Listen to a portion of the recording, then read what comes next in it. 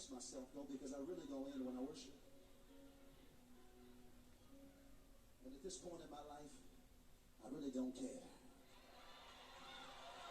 Y'all mighty quiet up in here. I wish I had a church. All I need is a few crazy worshipers. First lady, all I need is a few crazy worshipers. I need a few crazy folk like me. Okay, just tell 3 people around you, tell them, I got a word for you. Tell them he's able.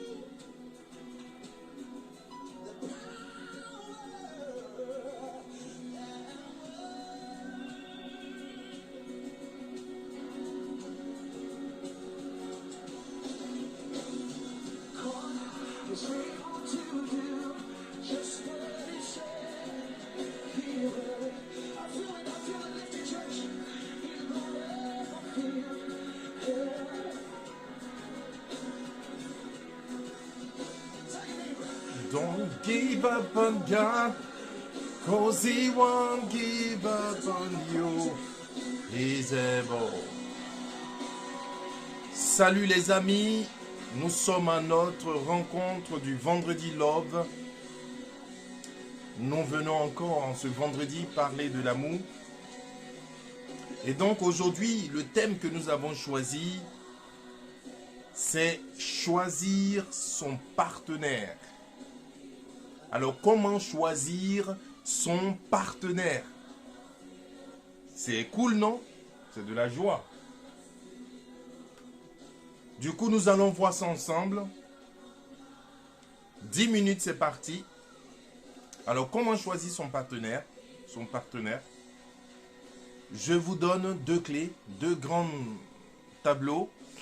C'est-à-dire que comment choisir son partenaire de manière même scientifique, de manière, on va dire, générale, les points généraux à ne pas rater.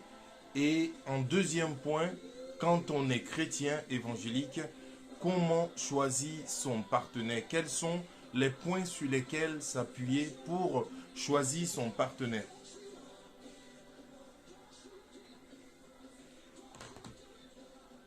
Alors le premier point de manière globale, je vais parler de manière globale aux scientifiques, ce que disent les scientifiques.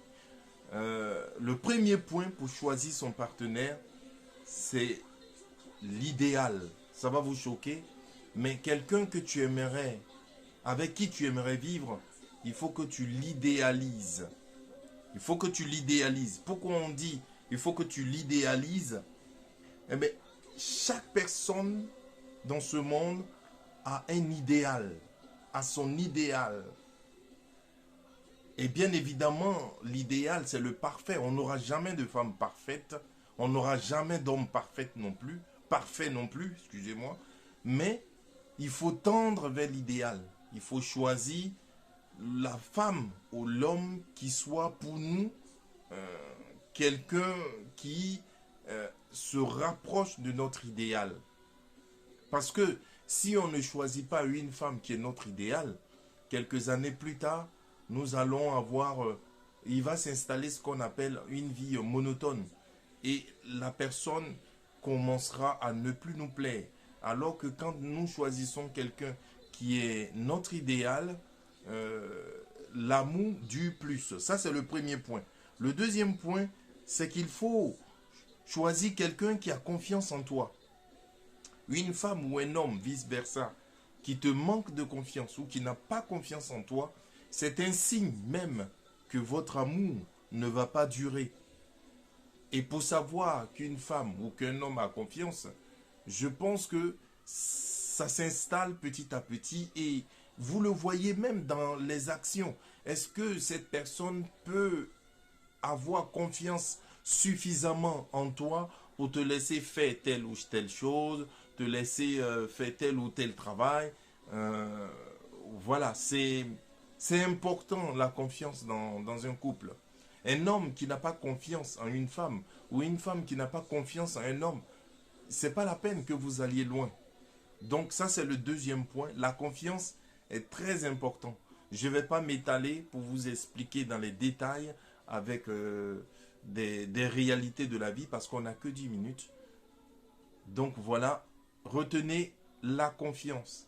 Rien que la confiance qui conduit à l'amour, comme dirait Thérèse de l'Enfant Jésus. La confiance est rien que la confiance qui conduit à l'amour. Donc le troisième point, c'est que quand vous choisissez votre partenaire, choisissez quelqu'un qui a un niveau supérieur, un niveau élevé et quelqu'un de très intelligent.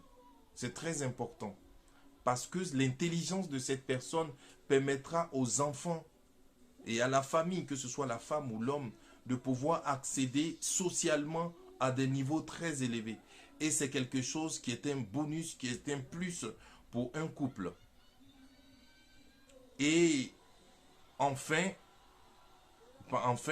le quatrième point, il faut choisir quelqu'un qui vous respecte.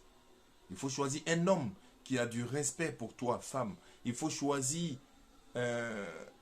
une femme qui a du respect pour toi, homme. Là où il y a le respect, c'est l'un des signes qu'un couple dure. C'est l'un des signes qu'un couple perdure. Et qu'un couple soit éternel même. Le dernier point dans la généralité, l'avant-dernier point dans la généralité, c'est qu'il faut suivre son instinct. Il faut suivre son instinct. Vous pouvez ressentir au fond de vous que telle ou telle personne, je ne sens pas que vraiment je pourrais faire chemin avec cette personne. Mais il faut clarifier ça avec cette personne. Il faudrait poser ces bases de l'instinct qui fait que vous êtes un peu réticent.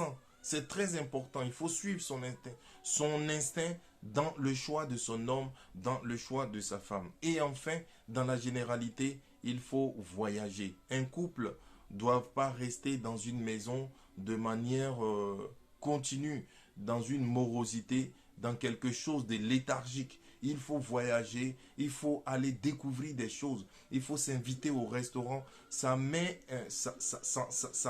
enflamme l'amour. Et donc, en dernière position, je vais vous parler selon la Bible. Je vais vous le citer, sans forcément rentrer dans les détails. Mais retenez que selon la Bible, choisis un partenaire. Il faut que votre partenaire soit sauvé. Il faut que votre partenaire soit baptisé. C'est très important pour quelqu'un qui est chrétien évangélique, qui est chrétien simple et qui veut choisir son partenaire. Il faut que vous ayez les mêmes visions, que la personne soit baptisée, que vous ayez les mêmes visions. Il faut que la personne soit propre, moralement, physiquement, spirituellement. Il faut que cette personne, comme je vous l'ai dit tout à l'heure, épouse votre vision. Et il faut que ça soit aussi quelqu'un qui te plaît. Que ce soit une femme qui te plaît, un homme qui te plaît. La Bible le dit plusieurs fois dans les passages que les prophètes, les hommes de Dieu qui ont cherché leur femme, qui ont épousé une femme, ils ont épousé une femme qui était belle de visage, qui leur plaisait. Donc c'est important ce critère-là, il ne faut pas l'occulter. Il faut prendre quelqu'un qui te plaît. Et en dernière position, il faut choisir un homme ou une femme qui aime Dieu et qui aime son église. Tu épouses ou vous épousez un homme ou une femme qui n'a pas les mêmes visions chrétiennes que vous, vous n'allez pas aller loin, ça c'est sûr. Parce que vous avez des visions diamétralement opposées. Alors que quand vous avez les mêmes visions, vous avez les mêmes champs, vous avez différentes façons d'argumenter, de raisonner. Mais vous devez avoir les mêmes visions. Vous êtes chrétien, vous élevez vos enfants dans la chrétienté, vous avez des mêmes moments de prière ensemble, c'est quelque chose de très important dans le choix de votre partenaire. Voilà aujourd'hui, en ce vendredi Love, ce que je voulais vous dire. Je vous dis bonne journée à vous tous. Et j'étais très heureux de vous présenter ce petit voilà, court-métrage sur comment choisir son partenaire. Et je vous dis à vendredi prochain. Au revoir.